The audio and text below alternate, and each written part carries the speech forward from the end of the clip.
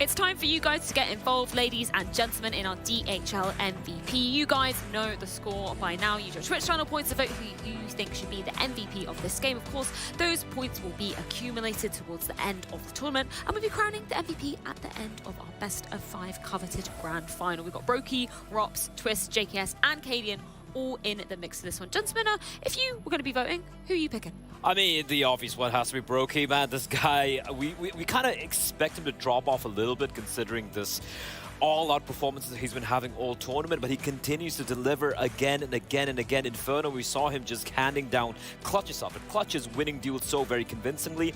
And again here on the map of Nuke, who was able to deliver. Although this time around, we saw Karrigan showing he can frag as well, Janko. Yeah, I guess someone at THL kind of mixed it up. You know, KD and Karrigan, they sound similar, so they just like put the wrong guy in. Or if you're a FaZe fan, you're like, hey, this guy helped us to win as well, right? He didn't really he didn't even know JKS was in it. He didn't really do much. He didn't know who was playing.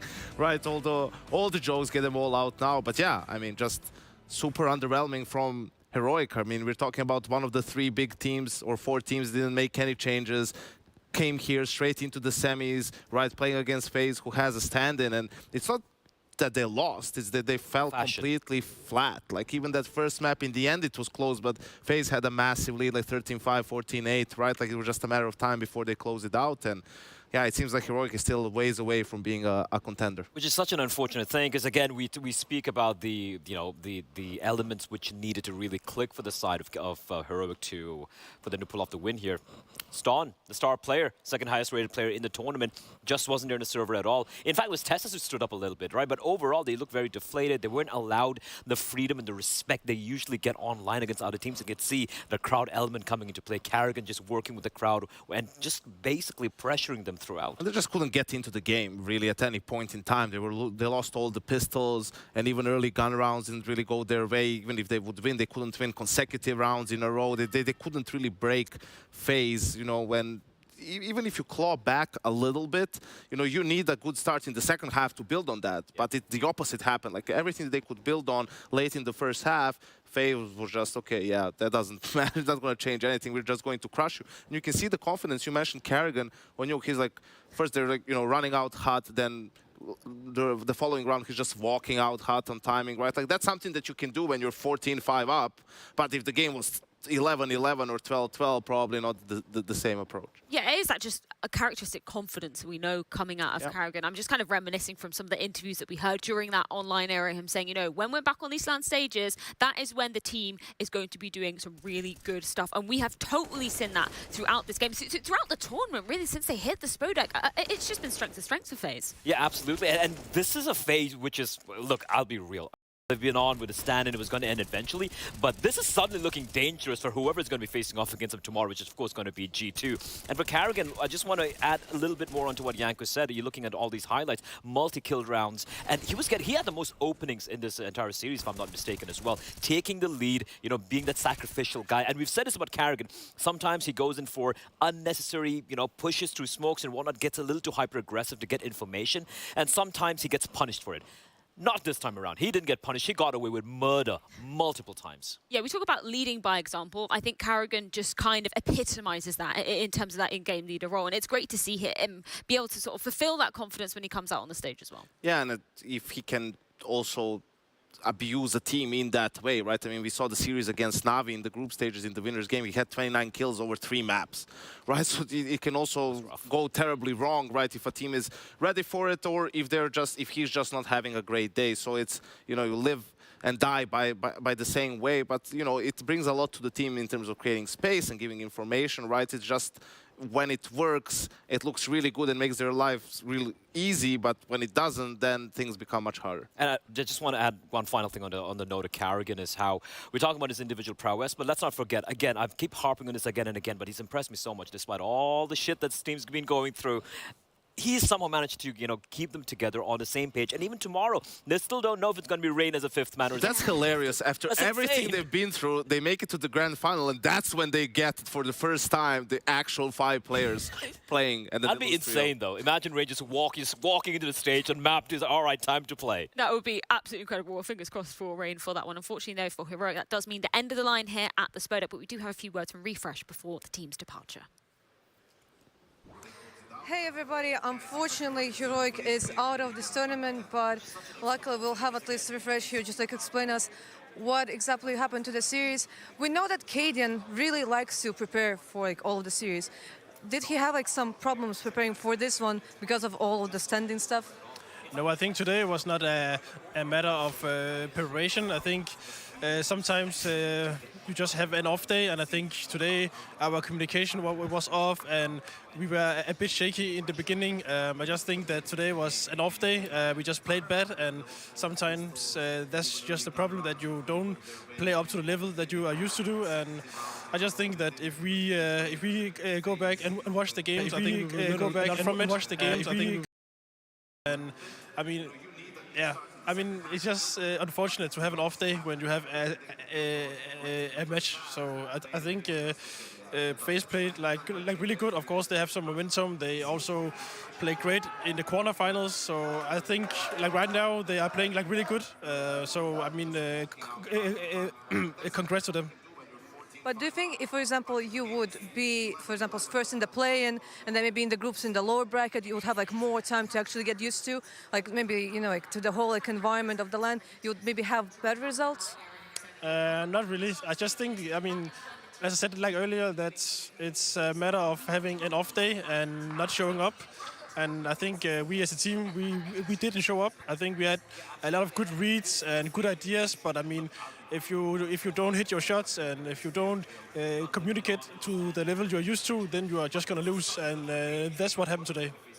Well, if today you had an off day, that means that next time when we're gonna see you maybe in EPL or like, again like on a big stage, you will perform and you maybe like finally reach the.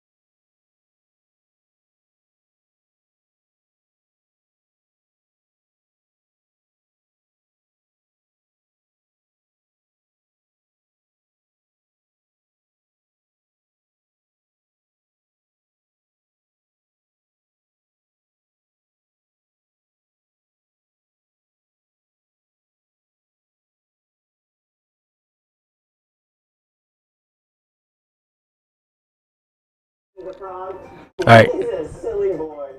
Will you act like a frog with me? Ribbit. Ribbit. Ribbit. Ribbit. Yeah, all right. Oh, silly frog. They can actually go underwater for a pretty long time, but I don't think they really help humans breathe underwater. Oh, look at this.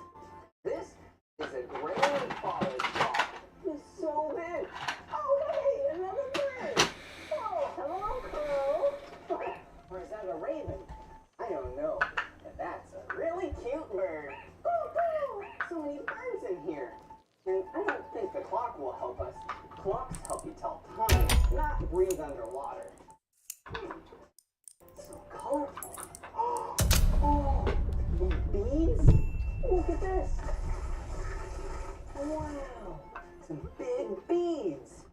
Pick 4 big beads. You might as well do that, right? Let's roll. Yeah. While we're looking for money, we can pick up some beads. Look at this. 1 blue bead. On the backup account for now. Oh, let's see. Another blue bead. Now I have 2 blue. The yellow and the red. Okay, let's see. Wow. There's so many beads in here and they're so colorful. Like this Let's one. see if any of those people can find this one. Red bead. Let's put that. So we have 2. Now we added another one. So that's 3 beads. Let's go. And we need a 4th one. How about this one?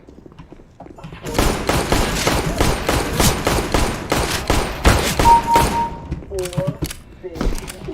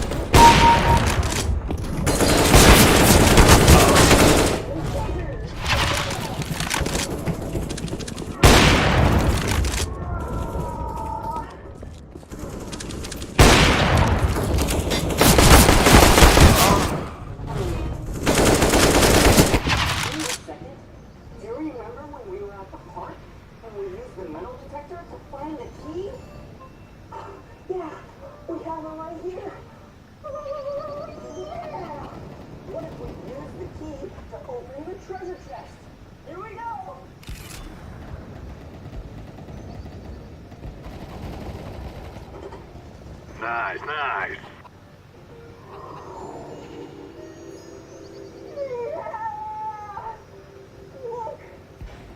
The final treasure!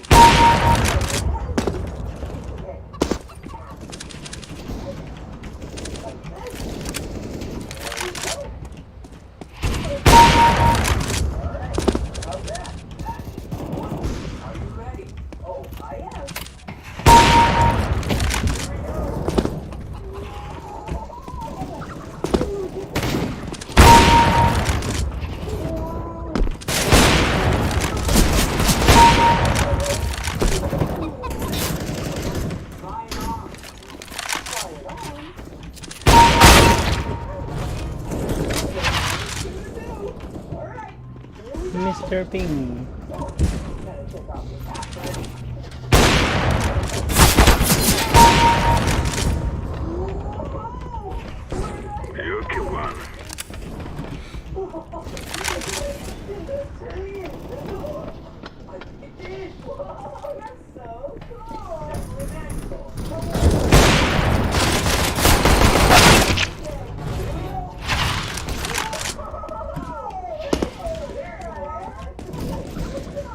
That was awesome. Making this magical necklace at his jewelry.